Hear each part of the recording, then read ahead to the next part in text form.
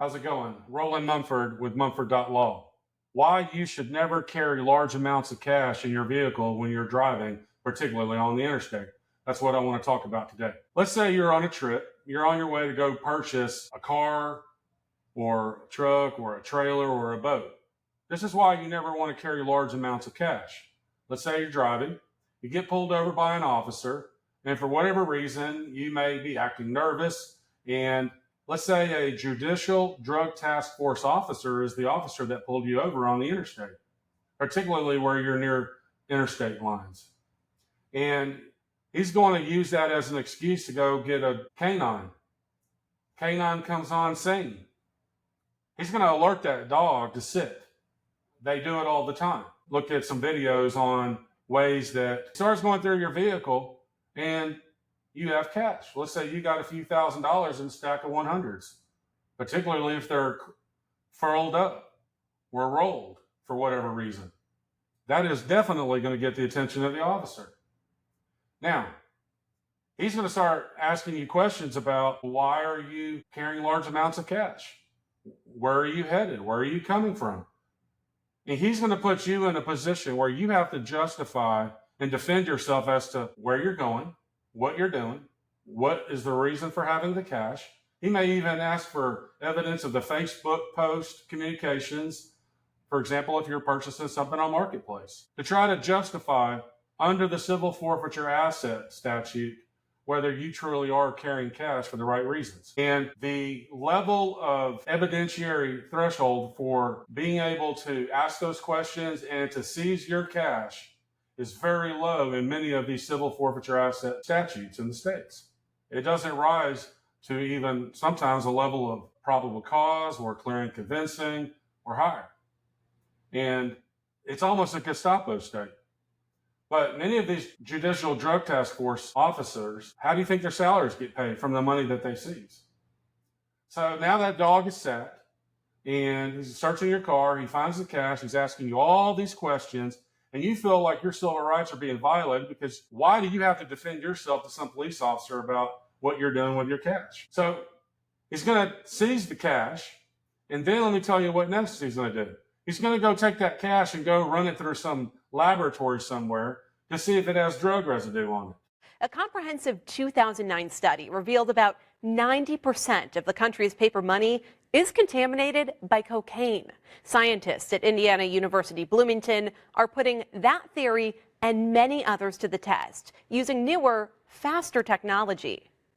So here we can place a dollar bill in front of the source. After a while, we'll be able to see enough of the cocaine that's residually present on the bill, and we'll be able to take a look at what that looks like in what we call a mass spectrum. Just about every bill tested in this Indiana University chemistry lab ends up showing the same result. When it's tuned correctly, we've never not found cocaine. Cocaine residue on the bills you keep in your wallet, your pocket, or your purse. It's a small amount, but the speed at which it's detected shows just how powerful the technology in this lab can be. What's really interesting about our method is that we're able to find that cocaine within a matter of seconds on a dollar bill, whereas a lot of the older techniques would require hours. Testing dollar bills is just one use for this machine. So I'll start with the organic one.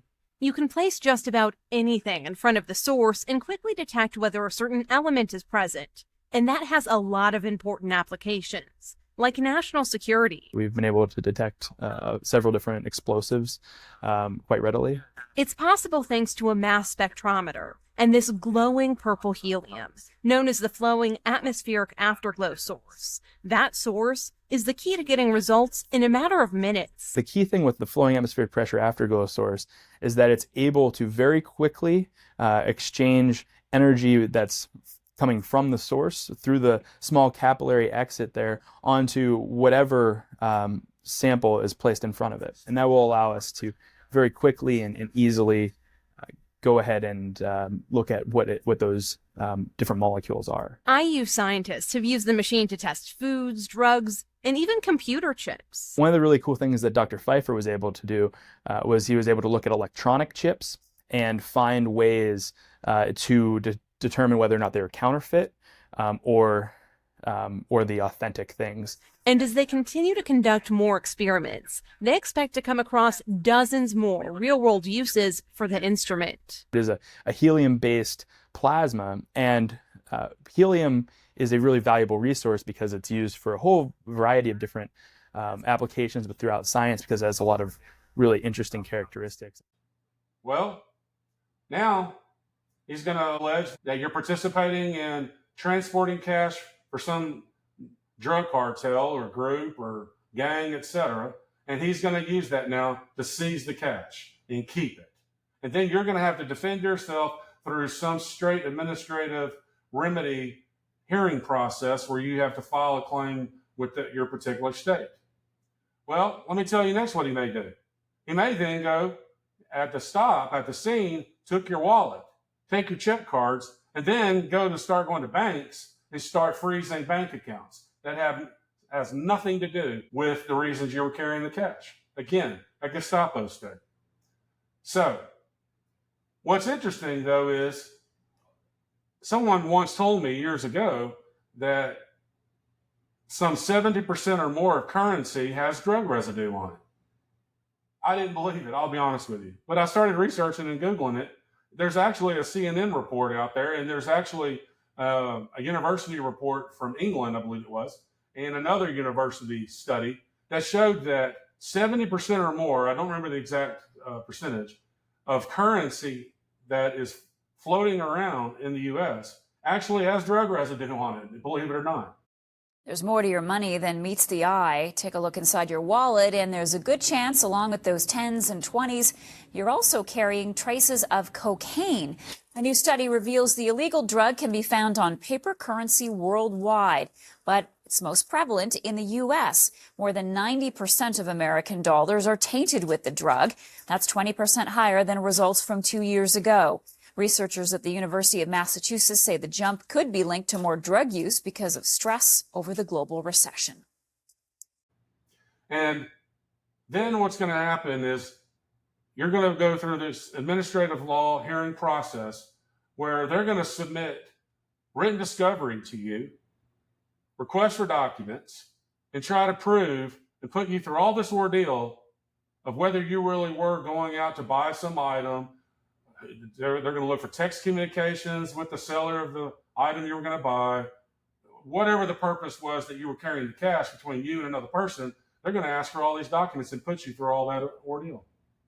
And that's why all of these civil asset forfeiture statutes in the United States need to be reformed and raise the level, the evidentiary threshold, to clear and convincing or something even higher beyond just a reasonable suspicion or probable cause, whatever it may be in your state. And so you will then, when you go through the administrative hearing process, you go through the discovery, you can send them discovery, then you're going to have a hearing in front of an administrative law judge, and then there's going to be some attorney from that state representing that judicial drug task force officer or the police officer or whatever law enforcement agency it may be. You're going to have to give testimony, they're going to have to give testimony, then that administrative law judge will make a decision.